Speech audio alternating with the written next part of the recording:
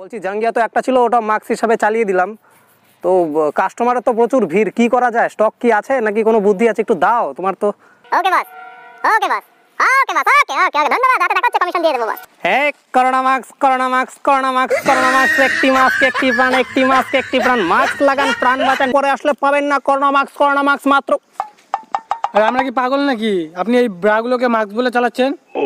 দাদা, চাল যেরকম ভাত রান্নার কাজে ব্যবহৃত হয়, সেরকম চাল কিন্তু পায়েস, পিঠে পুলি, মুড়িঘণ্ট রান্নার কাজেও ব্যবহৃত হয়। সেরকম শুধুমাত্র ব্রাকে কেন আমরা মামনিদের লাউ কুমড়ো বেঁধে রাখার কাজে ব্যবহৃত করব? আসুন, মহামারীর এই যুগে বিশ্বের দরবারে দাঁড়িয়ে আমরা ভগবান প্রদত্ত ব্রেনটিকে একটু কাজে লাগাই।